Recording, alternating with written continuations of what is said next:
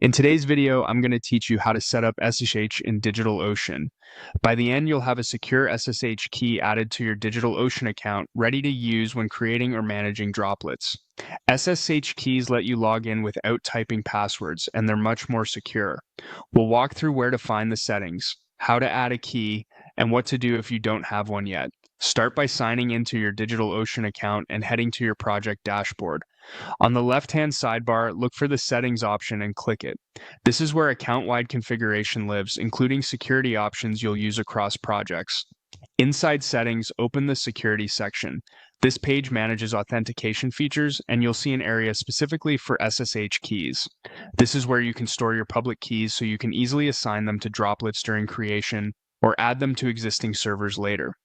Next, choose Add SSH Key. A panel will open asking for your public key and a name for it. If you already have a key pair on your computer, you'll copy the public key here. If you don't have one yet, hang tight. I'll show you how to create it in a moment. If you already have a keys pair, you're looking for the file that ends in .pub on your machine. On most macOS and Linux systems, it's typically in the .ssh folder in your home directory, often named id pub or id-pub. Open that pub file with a text editor and copy the entire contents. It should be a single line that starts with SID or SRSA, followed by a long string of characters and optionally a label at the end. Paste that full line into the public key field in DigitalOcean. In the key name field, add a clear descriptive label like the device or purpose so you'll recognize it later. Then click Add SSH key to save it. You'll see it appear in your SSH keys list, which confirms it's now part of your account. If you need to create a new key pair, use your terminal or command prompt. On macOS or Linux, open terminal and run shkeygen TED25519 C your key label. On modern Windows systems, you can use PowerShell with the same command. When prompted for a file location, press Enter to accept the default. When prompted for a passphrase, it's a good idea to set one for extra security. This will create two files, a private key and a public key. Never share the private key. Open the .pub file that was created, copy the full contents, and return to the DigitalOcean security page. Paste that into the public key field and give it a recognizable name in the key name field. Finally, click Add SSH Key.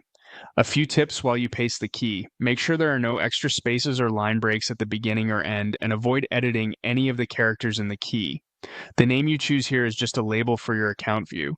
It won't affect how the key works, but using a consistent naming scheme like device and date can help when you have multiple keys. Once your key is added, it becomes selectable during droplet creation, so you can provision servers that already accept your SSH key from the first boot. If you're working with existing droplets, you can add the key via the droplets access settings in the DigitalOcean dashboard, or by updating the authorized keys file on the server if you have another way to log in. Remember to keep your private key safe and backed up. If you set a passphrase, a key agent can remember it for your session so you don't have to type it constantly. And if a key is ever lost or compromised, remove it from the SSH keys list in security and replace it with a new one. That's it. You've navigated to Settings, opened Security, gone to SSH keys, added your public key with a clear name, and, if needed, created a new key pair first. You're now set up to use SSH securely across your DigitalOcean projects.